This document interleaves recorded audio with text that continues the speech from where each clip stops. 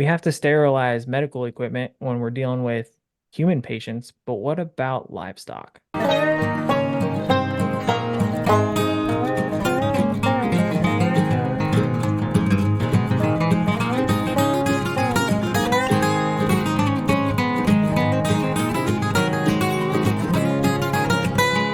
I thought about this one day because I was watching us and I was filming, I was editing, and a lot of people will see us during branding time with the calves, and we're sticking those calves with the same needle every single time. You wouldn't do that with people. Like that you don't give this a same needle to two different people. Like that's just a huge no-no. So that's kind of what spurred this. Like, is there sterilization when it comes to medical equipment for animals?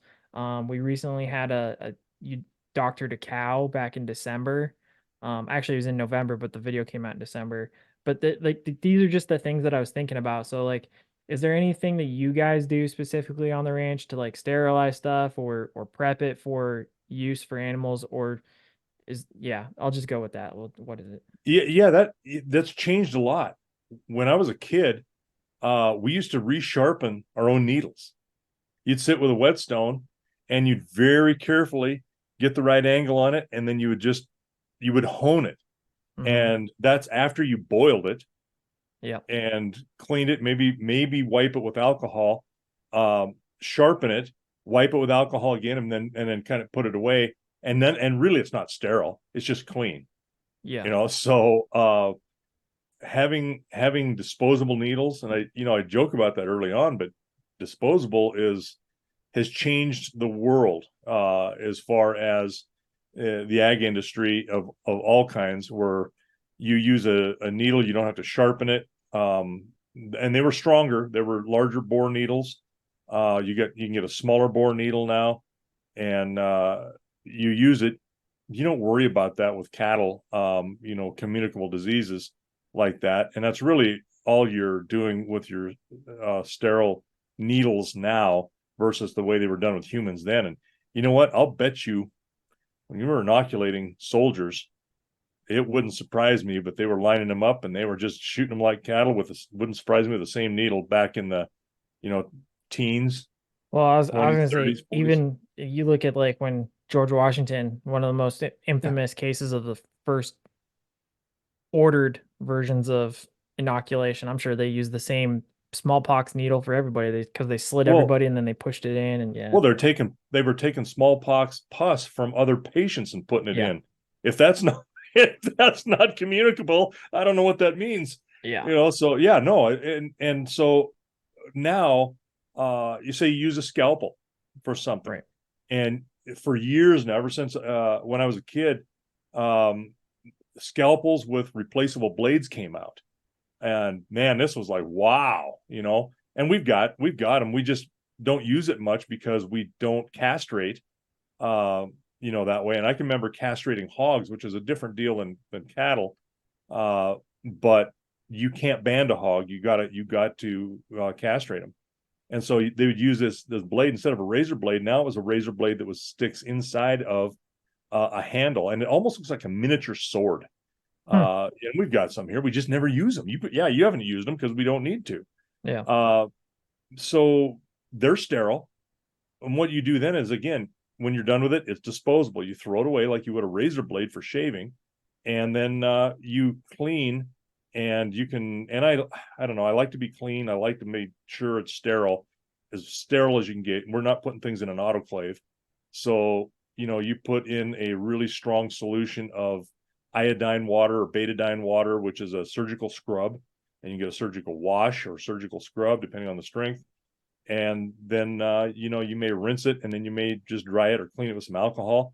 You put it away. It's not sterile, but it's clean. Sterile for a moment until you put it inside of a bag. Now it's not sterile because those bags aren't sterile. Right. I mean, sterility it's a science. It really is, and how to do that right. So those are things. When we clean the vaccine guns that are multiple shot, you can get 25 doses on a lot of these, especially for these calves at two cc's a dose or 2 milliliters a dose, and there are 50 cc barrel on that cartridge. When you clean those, you clean them with hot water, rinse them well. Uh, I don't boil those. They're plastic now. They're not Right. glass and metal like they used to be when I was a kid. And Because we I still remember, got some of those. I was gonna say, even when I was a little kid, I remember they had mostly glass. We're like, hey, don't drop it, because then if you shatter it, we got to pick that thing up. And Right. Correct. And that's just using some old tools that they still work. And we've got those. We just don't use them. They're more resilient. They can take some beating and banging and bumping around. And if you break them, you're not out that much. I mean, they're expensive, but uh not like the old stuff. And I don't think you can get parts probably much for the old vaccine guns. But again, we used to boil all of that, clean it, wipe it with alcohol, and then put it away. And let's face it, you're dealing with cattle. yeah, You know, it isn't like you're shooting each other with a vaccine or other human patients. So disposable things have come a long ways, and how you use them, what you do. Disposable wraps, the wraps have gotten easier. I wish I had invented vet wrap. Oh my gosh.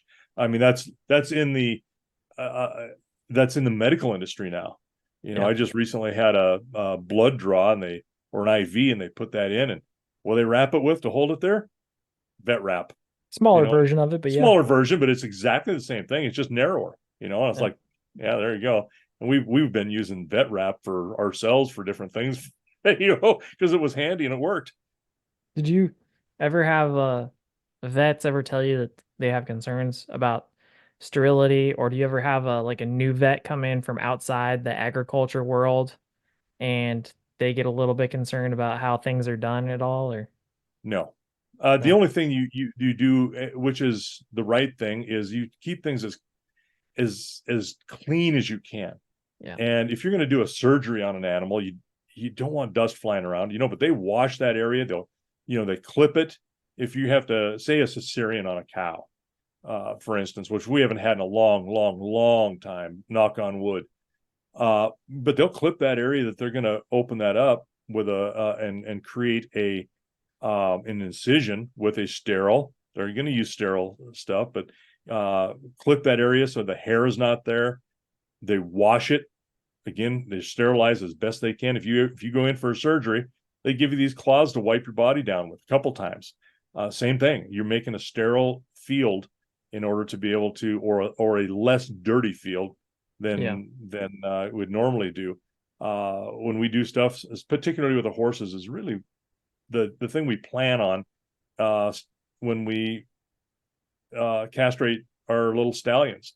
They go on the lawn, green grass. We wait till spring, and it's dried up a little bit because you don't want muds being splattered up on them, or worse yet, rain on them, and then that rain runs down their back and underneath and hit that scrotal area, and that's carrying all the dirt and dander and duff that's in their body or on their hair and causing infection. So you wait till it dries out. Well, in the spring, you got nice green grass, thick lawn grass. We bring them over on the lawn and give them a sleepy bye shot and put them down.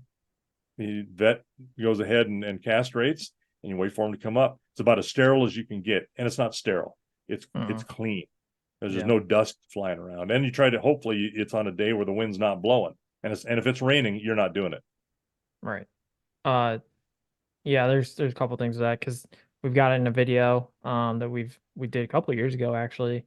I wrote that in a chapter on the book I'm writing right now, and then those are all the key points that I think were made in that video, and that's imperative, because I think more or less the one that people don't think about is the rain and the oils and everything coming Yeah. off the hair, because when Dust, you think, dirt, yeah, when you think about it though, it makes sense, because it goes exactly what you're saying. It goes straight to that scrotal area, because it's the first area where their body tapers up, and it goes right to where it shouldn't.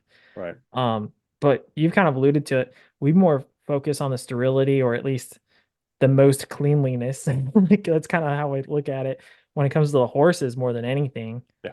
Um, what do you think have been some of the challenges with that, particularly with horses when they get just scrapes, bumps, bruises that we have to doctor, whether it's, not talking about castration where you've set that aside and had the doc do it specifically, but we're reacting to their misbehavior or something like that. Well, and it's kind of funny because horses have the most resilient immune system of Hmm. probably all animals, but it's their value, it's their individual value that you kind of look at and worry about, Yeah. Um, cows are a commodity, bulls are certainly a commodity, although they are valuable, they're not as valuable as a horse to us. Uh, I mean, that's just the reality of it. Well, and I'd Um, say that's not only financial, but it's also to an extent emotional because we talked about it. yeah, The horses tend to be big dogs, whereas the cows, not as much. I'll just leave it right. at that. There's a couple are that are, kind of some mascots like Ears and Yeah. Deuce, Yeah. but yeah, no, it's the relative value of the animal, I think, is why we are a little bit more wary of cows got to scrape. Cows hides are thick unless it's causing a problem where they can't eat, an issue like that, then, or you got an obvious, a lump or an infection that needs to be drained, we'll bring them in and do that. But if a cow scrapes herself up pretty good, or you see a cut on her, you look at her and go, yeah, she'll heal. It's not bad enough to worry about. You see a horse do that, and you go like, yeah, let's clean that up a little bit. And if they're swelling, we're literally running well water out of a hose on them. Hmm. That's not exactly sterile either, but it helps overall. It's like the best way to put an ice pack on them. Essentially, it's a Right. liquid ice pack, and Yeah. you're cleaning and debris in that area, and then covering it so it's flies don't get to it, and just some basic wound care, and a little bit of preventative. So it's a matter of what's the value of the animal. Well, that's wound cleanliness and our version of sterility when it comes to livestock on the ranch. So, with that, we'll take that conversation and put it out to pasture.